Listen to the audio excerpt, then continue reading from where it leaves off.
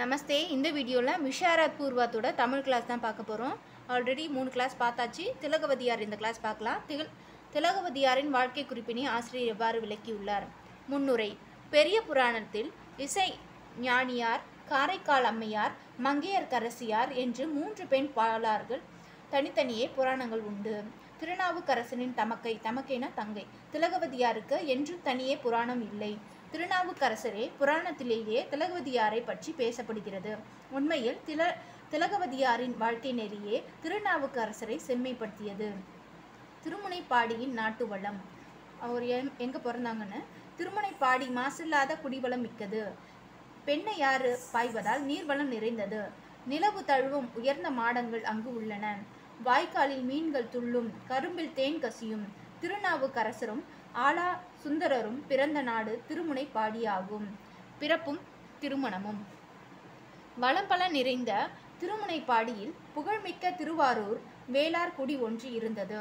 அதில் பெரியார் புகழனார் அப்பா என்பவரும் மாதினியார் அம்மா என்பவருக்கு மகளாக திலகவதியார், மகனாக மருநீக்கியார் என்னும் நாவுக்கரசரும் பிறந்தனர். திலகவதியாருக்கு 12 வயதாகும் போது கலிப்பகையார் என்பவர் ஹஸ்பண்ட், ஆனால் கல்யாணம் ஆகல. கலிப்பகையார் என்பவர் அவரை மனம் புரிய விரும்பினார். தாய் தந்தையரும் அதனை ஏற்றுக்கொண்டனர். திருமண தடை. திருமணத்திற்கு வேண்டிய அனைத்து ஏற்பாடுகளும் தயாராயின. அந்நேரம் வடநாட்டு மன்னர் சிலர் இவர் நாட்டின் மீது படையெடுத்து வந்தனர். அரசனும் கலிப்பகையரும் போரிட செல்லுமாறு பணித்தான். அங்கு அவர் பல நாள்கள் தங்கி போர் புரிந்தார். இதற்கிடையில் தாய் தந்தை இருவரும் இறந்துவிட்டனர். போருக்கு சென்ற கலிப்பகையரும் வீரமரணம் அடைந்தார். மணமுடிக்கு நிச்சயிக்கப்பட்ட மணமகன் இறந்துவிடவே தானும் உயிர்விட திலகவதியார் முனைந்தார். திலகவதியாரின் பெருமை. திலகவதியாரின் முடிவை அறிந்த நாவுக்கரசர் அவரை தடுத்தார். நாவுக்கரசர் தான் தம்பி இல்லையா? திருநாவுக்கரசர் வளர்க்கவே திலகவதியார் உயிரை வாழலானார். ஆகவே அப்பரை உலகிற்கு அளித்த பெருமை திலகவதியாரையே சேரும். நாவுக்கரசர் விருந்தினரை பேணியும் நாவலருக்கு வள தந்தும் வாழ்ந்து வந்தார். கொல்லா நோன்பு கொண்ட சமண சமயமே எல்லாவற்றிலும் சிறந்தது என எண்ணி சமணரானார். தன் பெயரை தர்மசேனர் என மாற்றிக்கொண்டார். திலகவதியாரின் சிறப்பும் சிவபக்தியும்.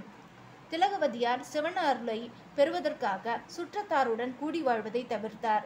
அவர் நெடில் நதியின் வடகரையில் உள்ள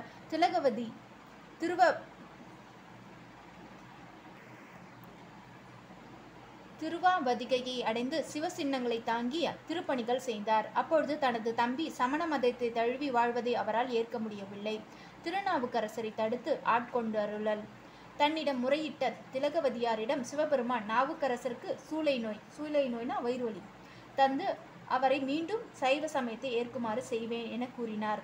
அவ்வாறே நாவுக்கரசரும் தீராத சூளை நோயாய் ஏற்பட்டது. அவருக்கு தன் தமக்கை திலகவதியாரின் நினைவு வந்தது.